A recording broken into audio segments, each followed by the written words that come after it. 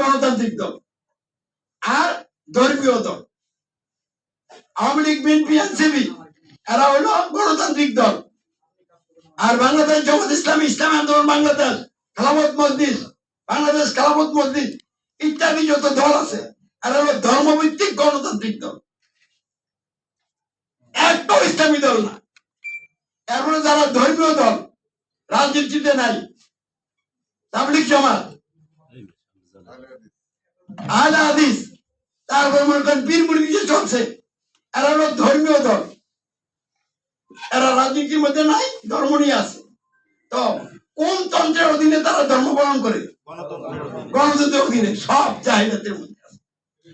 আর এর মধ্যে আপনি নিজে যদি জান্নাতে যেতে চান তাহলে আপনাকে প্রথম গণতন্ত্র ত্যাগ করতে হবে, এবং অন্য কোন তন্ত্র গ্রহণ করা যাবে না। গ্রহণ করতে হবে ইসলাম। কিভাবে গ্রহণ করবেন? এক নম্বর, অন্তরে দৃঢ়ভাবে বিশ্বাস আনবেন সার্বভৌমত্ব আইন বিধান নিরঙ্কুশ করতে একমাত্র আল্লাহর মানুষের নয়। আর মুখে ঘোষণা দিবেন আমি মানুষের সার্বভৌমত্ব আইন বিধান কর্তৃত্ব মানি না, মানবো না, সার্বভৌমত্ব আইন বিধান কর্তৃত্ব মানি, মানবো একমাত্র আল্লাহ। দুই নম্বরে, অন্তরে দৃঢ়ভাবে বিশ্বাস আনবেন দাসত্ব আইনগত ঘোষণা একমাত্র আল্লাহ, অন্য কারণ নয়। আর মুখে সাক্ষ্য অঙ্গীকার দিবেন আমি সাক্ষ্য দিচ্ছি, অঙ্গীকার করছি দাসত্ব আইনগত ঘোষণা আল্লাহরই করি করবো, তিনি ছাড়া আর কারো দাসত্ব আইনগত ঘোষণা করি না, করবো না। তিন নম্বরে, মানুষের বিশ্বাস আনবেন অন্তরে শর্তহীন আনুগত্য, অনুসরণ, অনুকরণ একমাত্র হযরত মুহাম্মদ সাল্লাল্লাহু আলাইহি ওয়াসাল্লামের, অন্য কারণ নয়। অথবা সাক্ষ্য অঙ্গীকার দিবেন আমি শর্তহীন আনুগত্য, অনুসরণ করি করবো একমাত্র হযরত মুহাম্মদ সাল্লাল্লাহু আলাইহি ওয়াসাল্লামের, তিনি ছাড়া অন্য কোন নেতা, মানুষের আইনের ধারক নেতা আনুগত্য, অনুসরণ করি না, করবো না। তাই না আপনি ইসলাম গ্রহণকারী হয়ে যাবেন। তাহলে বাংলাদেশ সহ সৌদি আরব সহ কে ইসলাম গ্রহণ করছে এইটা আপনি ধরবেন। এই বিষয়গুলি আমি যা বললাম এইভাবে, যে ইসলাম গ্রহণ করছে সে ইসলাম গ্রহণকারী। সৌদি আরবের রাজতন্ত্র, ওই ইসলাম আছে? তাহলে ওইখানে কাবাগরের ইমাম সাহেব রাজতন্ত্র অমান্য করে ইমামতি করে না। তাহলে রাজতন্ত্র মান্য কি করে? ইমামতি করে। তাহলে রাজতন্ত্র মানলে কি ইমাম থাকে?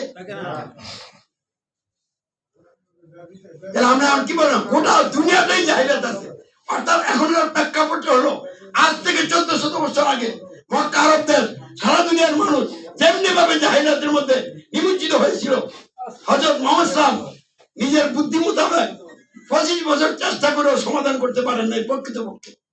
তারপরে 11 বছর হয়ে গেছে, ওহী নাযিল হয়েছে, ওহীর মাধ্যমে কাজ শুরু করছে। ওহীর আগে তারা কেউ গালিমন্দ করে নাই। কি গালিমন্দ দিছিল? যখন ওহীর বিধান নিয়ে মাঠে নামছে তখন তাকে ওরকমের গালি গালাজ জাল জুলুম দিছে কিনা? তাহলে বুদ্ধি দিয়ে কাজ করছে, কেউ কিছু বলে না। যখন কোরআন নিয়ে নামছে তখন আর সহ্য করতে পারে না। কারণ কি?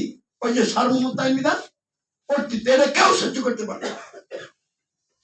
একটা সার্বভৌমত্ব প্রতিষ্ঠিত আছে, আপনি এটা অমান্য করবেন, আরেকটা সার্বভৌমত্বের কথা বলবেন। তাহলে আপনারা কতটুকু বুঝছেন আল্লাহ ভালো জানে। যদি সরকার প্রশাসন আমার এই কথা বুঝে হয়তো গ্রহণ করবে, অথবা আমাকে উৎখাত করার জন্য তারা তাদের সকল শক্তি নিয়ে মাঠে নামবে। আর তখন আমি বলবো আমার রবই আমার জন্য যথেষ্ট। তখন তারা পরাজিত হয়ে গেলে আমার বিজয় হয়ে যাবে রাজতন্ত্র, গণতন্ত্র। সম্মানিত সুধী এবং সাংবাদিক, আপনাদের মত বিনিময়